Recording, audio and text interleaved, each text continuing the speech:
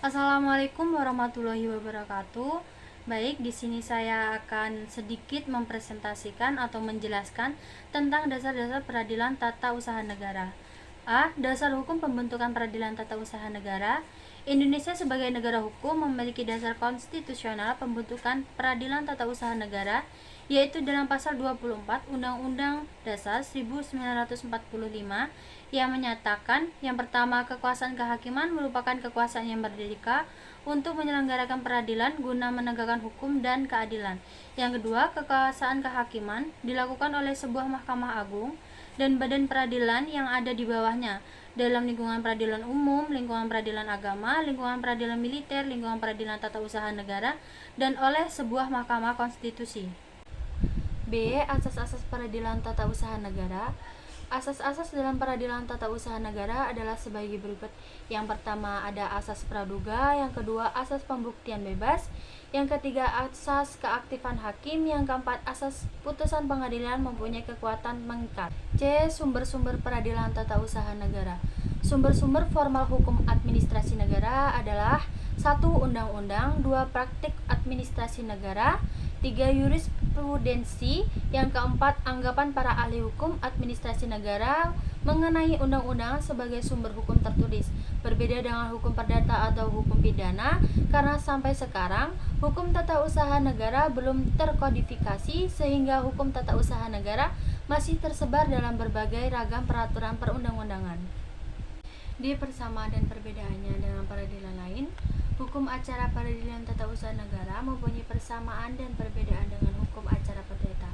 Perbedaan-perbedaan itu diantara lain yang pertama ada perencanaan hakim yang aktif karena ia dibebani tugas untuk mencari kebenaran material. Yang kedua, adanya ketidakseimbangan antara kedudukan penggugat dan tergugat. Yang ketiga, sistem pembuktian yang mengarah kepada pembuktian bebas. Yang keempat, putusan hakim tidak boleh melebihi tuntutan penggugat, tetapi dimungkinkan membawa penggugat ke dalam keadaan yang lebih buruk sepanjang hal itu diatur dalam undang-undang.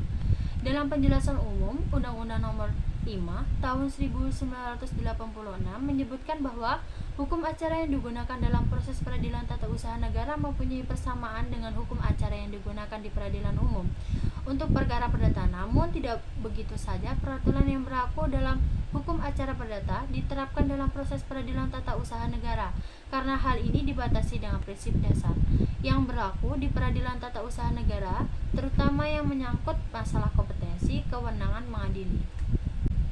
Sengketa tata usaha negara. Sengketa tata usaha negara diatur dalam pasal 1 angka 4 Undang-Undang Nomor 5 Tahun 1986 atau pasal 1 angka 10 Undang-Undang Nomor 51 Tahun 2009, yaitu sebagai sengketa yang timbul dalam bidang tata usaha negara antara orang atau badan hukum perdata dengan badan atau pejabat tata usaha negara, baik di pusat maupun di daerah, sebagai akibat dikeluarkannya keputusan tata usaha negara, termasuk sengketa kepegawaian berdasarkan peraturan perundang-undangan yang berlaku. Unsur-unsur sengketa tata usaha negara. Yang pertama ada sengketa yang timbul dalam bidang tata usaha negara. Yang kedua, antara orang atau badan hukum perdata dengan badan atau pejabat tata usaha negara. Yang ketiga, sebagai akibat dikeluarkannya keputusan tata usaha negara, termasuk sengketa kepegawaian, termasuk peraturan perundang-undangan yang berlaku. Unsur-unsur keputusan tata usaha negara sebagaimana tercantum dalam pasal 1 angka 3 Undang-Undang Nomor 5 Tahun 1986 ternyata belum tuntas. Ternyata terdapat pengecualian berupa pengurangan untuk hal-hal tercantum dalam pasal 2 dan pengecualian yang berupa tambahan pada hal-hal tercantum dalam pasal 3. Isi ketentuan yang tercantum dalam pasal 2 dan pasal 3 Undang-Undang Nomor 5 Tahun 1986 dapat ditarik pengertian bahwa yang tercantum dalam pasal 2 sebenarnya merupakan suatu keputusan tata usaha negara, akan tetapi menurut sifatnya oleh undang-undang ini dianggap bukan sebagai keputusan tata usaha negara, sedangkan hal-hal yang tercantum dalam pasal 3 Undang-Undang Nomor 5 Tahun 1986 sebenarnya bukan merupakan keputusan tata usaha negara, tetapi menurut sifatnya oleh undang-undang ini dianggap sebagai keputusan tata usaha negara. Audio Jungle.